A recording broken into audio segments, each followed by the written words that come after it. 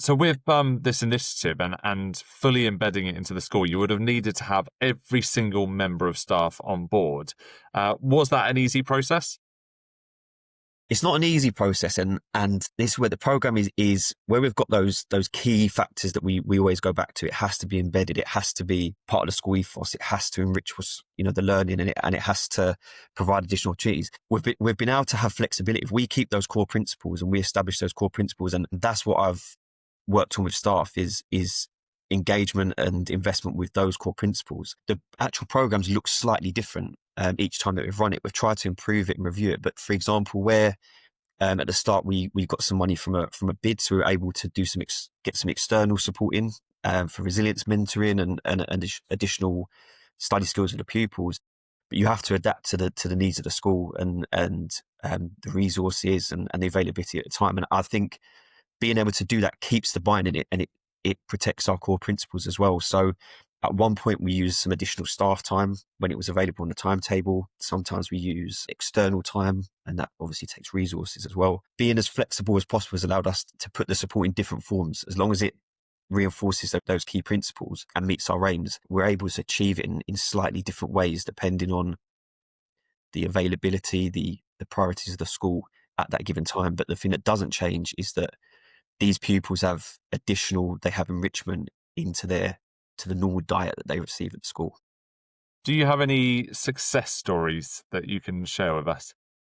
Yeah, definitely. I was a bit wary when I first started this about the kind of successes coming out of it, because with safeguarding, what you feel like you put a lot of actions into place, and there's you are helping and you are supporting, but sometimes I'm sure a lot of DSLs will kind of empathize with this, is the outcomes are not tangible or logical, or sometimes all your action just manages to keep that pupil to stay level, or the wins are that they come in the next morning.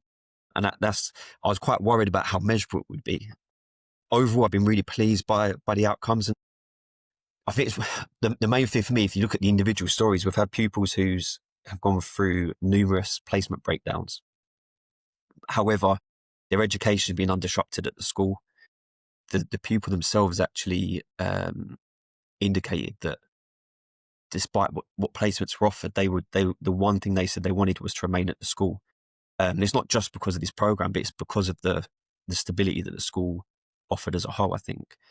And we've had pupils who have gone from displaying and presenting really severe behaviour issues to being a real part of the school community, part of the student voice, part of the rugby team.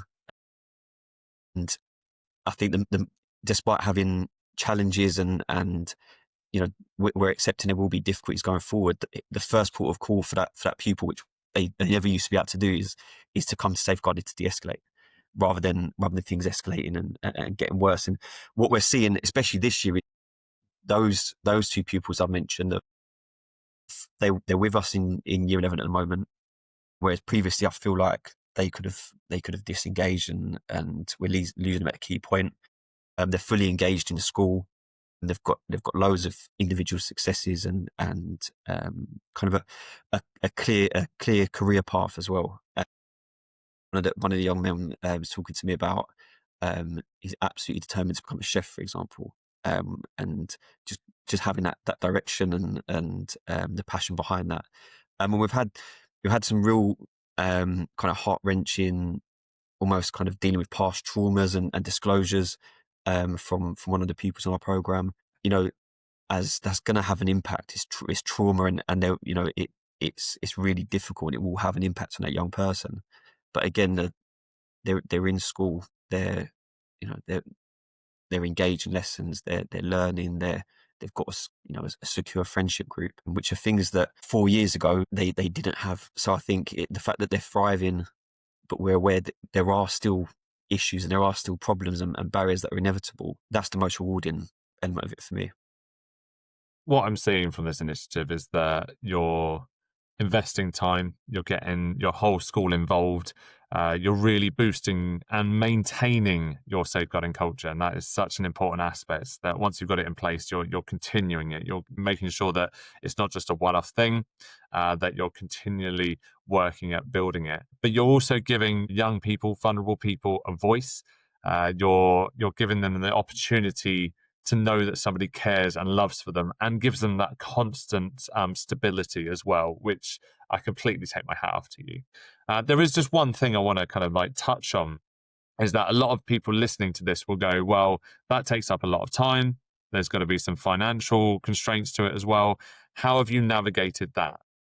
Yeah, definitely. I think one thing is you're looking for sharing that impact with a wider staff. So at the start of my kind of level 2 safeguarding training at the start of the year, um, almost a little bit strangely, I look back at the levers that we've had, and I look back at their results and how well they're done, and thank the staff for, you know, some of those pupils the staff may have not been aware of face some of these issues, but thank them and make it known that it's a real team effort to go towards their future attainment. I think some of the outcomes of the program that I share with teachers and the SLT, for example, over the 2 years, there's been increases in attendance for this cohort of pupils that are typically difficult to reach. There's been improvements in their kind of behaviour data and their positive behaviours in school. There's been increased effort grades across the course of the program as well. We've looked at their social, emotional, mental health and doing screening tools for that, and that's showed a huge increase as well.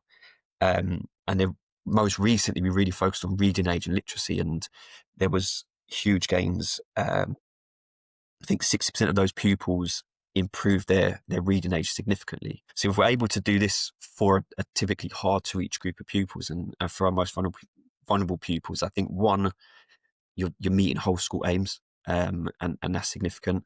I think two, as a staff body and just as an individual as well, I really enjoy the safeguarding work, and I really enjoy solving problems and issues, and always just even just challenging myself personally to work harder and to kind of tackle more issues and to get the proactive reach as far as we can.